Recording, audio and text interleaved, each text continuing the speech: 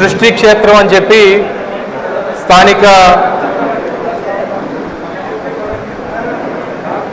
శాసనసభ్యులు అలాగే సభాపతి అయినటువంటి అయ్యన్న పాత్రుడు గారు వారి కుటుంబ సభ్యులు అందరూ కూడా కలిసి అక్కడ కొన్ని నిర్మాణాలు చేయడానికి సంబంధించి స్థానికంగా ఉన్నటువంటి రైతులతో కానీ లేదా అక్కడ ఉన్నటువంటి ప్రజలతో కానీ ఎవరితో కూడా చర్చించకుండా చేసినటువంటి నిర్మాణాలకు సంబంధించి స్థానికంగా ఉన్నటువంటి రైతాంగం స్థానికంగా ఉన్నటువంటి ప్రజలందరూ కూడా ప్రధాన ప్రతిపక్షంగా ఉన్నటువంటి వైఎస్ఆర్ కాంగ్రెస్ పార్టీ నాయకత్వాన్ని స్థానిక మాజీ శాసనసభ్యులుగా ఉన్నటువంటి సోదరులు గణేష్ గారిని వారందరూ కూడా ఆశ్రయించడం వారి ఏదైతే వారికి ఉన్నటువంటి ఇబ్బందుల్ని వారి దృష్టిలో పెట్టడం వారితో కలిసి దాని మీద కోర్టుకు వెళ్ళడం కోర్టు ఆ నిర్మాణాలకు సంబంధించి స్టే ఇవ్వడం అనేటువంటిది గడిచినటువంటి నెల రోజులుగా జరుగుతున్నటువంటి సందర్భాలు మీ అందరూ కూడా చూస్తూ ఉన్నారు. ప్రజలు మరి ముఖ్యంగా నర్సీపట్నం ప్రజలందరూ కూడా తెలుసు. అయితే కోర్టు ఇచ్చినటువంటి ఆర్డర్ని ధిక్కరిస్తూ జరుగుతున్నటువంటి నిర్మాణాలు నిన్న గణేష్ గారు కొన్ని కార్యక్రమాలు చూసుకుంటూ ఆ దారిలో వస్తుండగా కోర్టు ఆర్డర్ ఇచ్చిన తర్వాత కూడా ఇక్కడ ఏ రకంగా నిర్మాణాలు జరుగుతున్నాయని చెప్పి వారు ఆగి వాటిని పరిశీలించడానికి అని చెప్పి నిన్న వారు అక్కడ ఆగడం జరిగింది. సహజంగా ప్రజలకు సంబంధించిన అదే వ్యక్తిగతమైనటువంటి ఎవరి ఇండివిజువల్ ల్యాండో లేదా ప్రైవేట్ ప్రాపర్టీయో కాదు, గవర్నమెంట్కి సంబంధించి ప్రజలకు సంబంధించినటువంటి చెరువు, ఇందులో అక్రమంగా నిర్మాణాలు జరుగుతున్నాయన్నటువంటి ఉద్దేశంతో వారు నిన్న అక్కడ ఆగడం జరిగింది.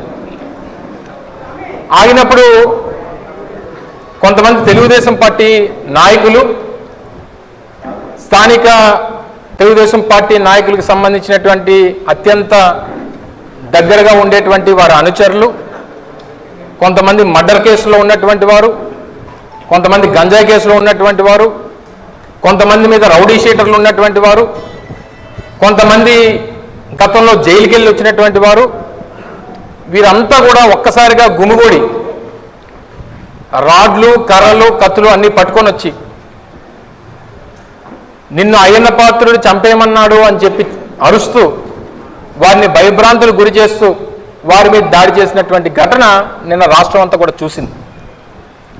అప్పుడే ఉన్నటువంటి ఈ జరుగుతున్నటువంటి సందర్భంలో స్థానికంగా ఉన్నటువంటి ఎస్ఐ ఎవరో రావడం, వారిని తప్పించి పంపించాలనేటువంటి ప్రయత్నం చేయడం, అయినప్పటికీ కారు మీద దాడి చేసి, కారు కూడా ఇక్కడే సాక్ష్యంగా కనబడతా ఉంది, కారు మీద రాళ్లతో దాడి చేసి ఎలాగన్నా వారిని చంపాలన్నటువంటి ఉద్దేశంతో ప్రయత్నం చేయగా వారికి వ్యక్తిగత సహాయకుడిగా ఉన్నటువంటి బాబు, అసలు పేరు పూర్తి పేరు ఏంటమ్మా, సప్పా గణేష్ బాబు అనేటువంటి ఆయన వ్యక్తిగత సహాయకుడిని బయటికి లాగి తన్ను కూడా చంపాలనేటువంటి ప్రయత్నం చేస్తే ఈలోపు ఏదో రకంగా బయటపడి వచ్చినటువంటి సందర్భాలు మనం చూసాం. తీరా బయటకు వచ్చిన తర్వాత తను కూడా ఎమ్మెల్సీ చేయించడం, నిన్న సాయంత్రమే నిన్న నైటే కేసు రిజిస్టర్ చేయాలని చెప్పి కంప్లైంట్ ఇవ్వాలని చెప్పి నాయకత్వం అంతా కూడా అనుకోవడం, అప్పటికే చాలామంది తెలుగుదేశం పార్టీ అధికార పార్టీకి సంబంధించినటువంటి కార్యకర్తలు నాయకులు పోలీస్ స్టేషన్ని ముట్టడించారు. అక్కడికి మళ్ళీ మన వాళ్ళు వెళ్తే మళ్ళీ లా అండ్ ఆర్డర్ ఇష్యూ వస్తుందన్నటువంటి ఉద్దేశంతో ఈరోజు వరకు ఆగి ఈరోజు పెద్దలందరి సమక్షంలో వెళ్ళి ఈ కంప్లైంట్ని డిపార్ట్మెంట్కి ఇవ్వాలని చెప్పి ఇప్పుడు నిర్ణయం తీసుకోవడం జరిగింది. అయితే ఈరోజు ప్రజాస్వామ్యం ప్రపంచంలో అతిపెద్ద ప్రజాస్వామ్యం భారతదేశం. ఆ ప్రజాస్వామ్యంలో ఉన్నటువంటి హక్కుల్ని తద్వారా మనకున్నటువంటి ప్రతిపక్షంగా మాకున్నటువంటి బాధ్యతని నిర్వర్తించేటువంటి క్రమంలో జరుగుతున్నటువంటి దాడి అని చెప్పి సందర్భంగా తెలియజేస్తా ఉన్నాం. ఒక మాజీ శాసనసభ్యుడు ప్రజలకు ఉన్నటువంటి ఇబ్బందుల్ని వారు కోరిక మేరకు వారు ఏదైతే ఆ ప్రాంతంలో ఉన్నటువంటి వారు మాకు జరుగుతున్నటువంటి ఇబ్బందుల్ని వారి దృష్టికి తీసుకొస్తే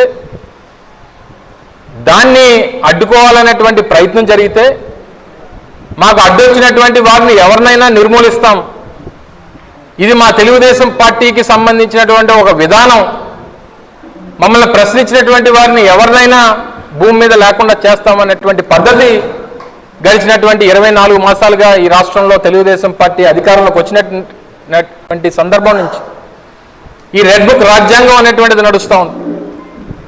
ఒక్క తెలుగుదేశం పార్టీ ఈ 24 మాసాల్లో వైఎస్ఆర్ కాంగ్రెస్ పార్టీ నాయకుల్ని దాదాపు 21 మందిని చంపేశారు, నడి రోడ్డు మీద నరికేశారు. ఈ 24 మాసాల్లో రాష్ట్రంలో జరిగినటువంటి హత్యలు దాదాపు 710 హత్యలు జరిగినాయి.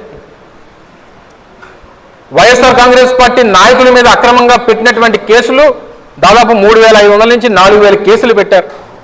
అది సోషల్ మీడియా కానివ్వండి, ప్రతిపక్షంగా మాట్లాడినటువంటి వారిని కానివ్వండి, లేదా ప్రతిపక్షంగా ప్రశ్నించినటువంటి వారిని కానివ్వండి, ఇలా అక్రమంగా పెట్టినటువంటి కేసులు దాదాపు 3500 నుంచి 4000 గడిచినటువంటి 24 మాసాల్లో 21 మంది వైఎస్ఆర్ కాంగ్రెస్ పార్టీ నాయకులు చంపేశారు.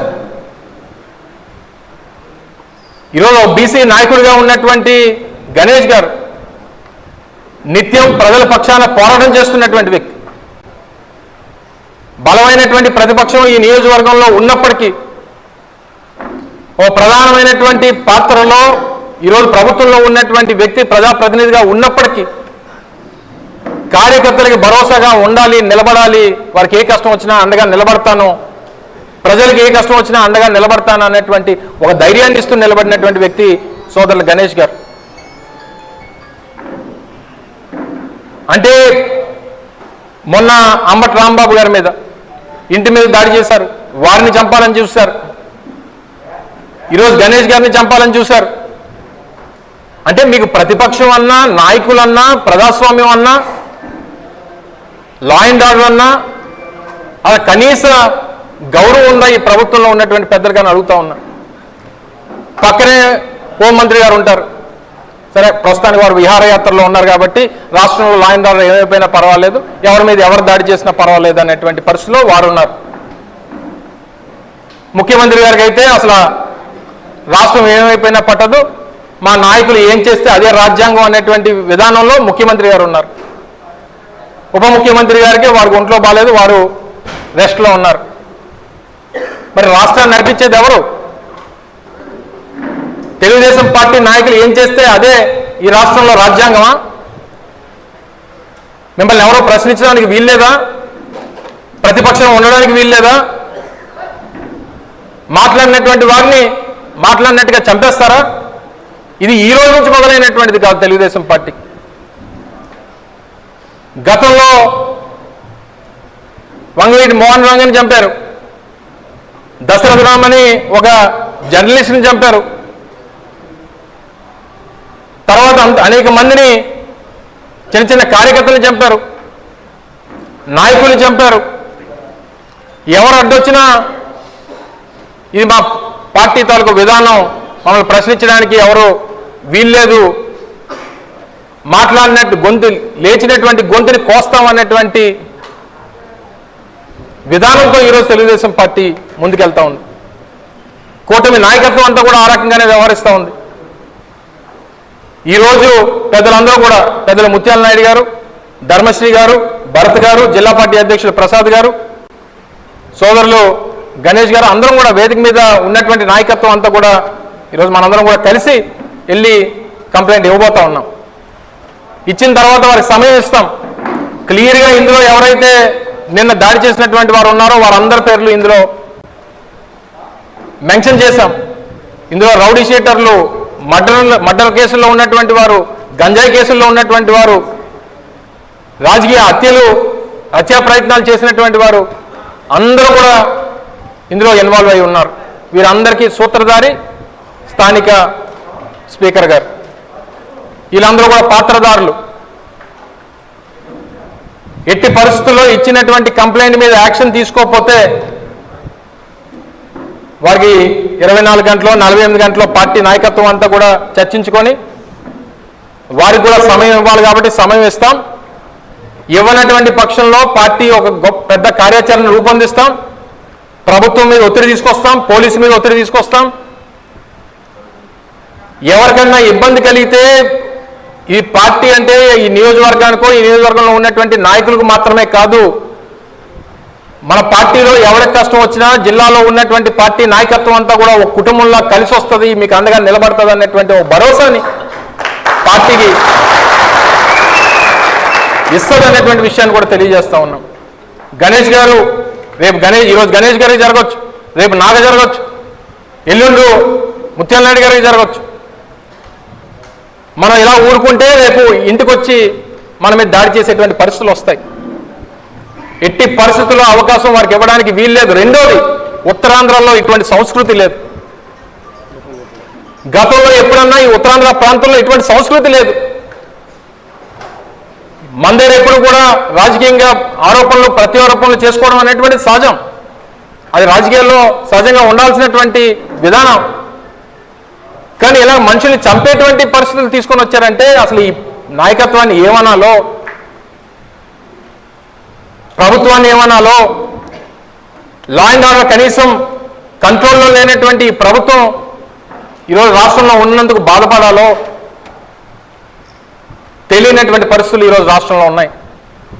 ఎప్పుడూ లేనటువంటి సంస్కృతి, ఉత్తరాంధ్ర ప్రాంతంలో లేనటువంటి సంస్కృతి, ఈ రకంగా దాడులు జరిగేటువంటి దాన్ని ఉపేక్షించేటువంటి పరిస్థితులే ఉండవు అనేటువంటి విషయాన్ని కూడా ఇది పార్టీ నాయకుడు జగన్మోహన్ రెడ్డి గారి మాటగా, పార్టీ అధినాయకత్వం పెద్దలు జగన్మోహన్ రెడ్డి గారి మాటగా ఈ ప్రాంతంలో మన పార్టీ నాయకులుగా ఉన్నటువంటి బొత్స సత్యనారాయణ గారు కానీ, మన రీజనల్ కోఆర్డినేటర్ కన్నబాబు గారు కానీ ఎప్పటికప్పుడు జరుగుతున్నటువంటి పరిస్థితుల్ని సమీక్షిస్తూ అవసరమైతే అందరూ కూడా గణేష్ గారికి అండగా నిలబడాలి, గణేష్ కుటుంబానికి భరోసాను ఇవ్వాలనేటువంటి అభిప్రాయంతో రాత్రి నుంచి పెద్ద ఎత్తున రాష్ట్ర వ్యాప్తంగా పార్టీ అంతా కూడా వారి వెంట ఉంది అనేటువంటి మెసేజ్ని ఇస్తా ఉంది. ప్రభుత్వం ఇప్పటికన్నా దిగి రావాలి, ఇచ్చినటువంటి కంప్లైంట్ మీద తక్షణమే యాక్షన్ తీసుకోవాలి, తీసుకొని నిన్న దాడి చేసినటువంటి వారి మీద వారిని అరెస్ట్ చేయాలి. ఏదో చిన్న చిన్న కేసులు పెడితే ఊరుకునేటువంటి ప్రసక్తే లేదు. అటెంప్ట్ టు మర్డర్ కేసు 307 పెట్టాల్సిందే. అందులో ఇన్వాల్వ్ అయినటువంటి వ్యక్తులు కూడా గత చరిత్ర ఉన్నటువంటి వారు, గతంలో ఇటువంటి ఇల్లీగల్ యాక్టివిటీ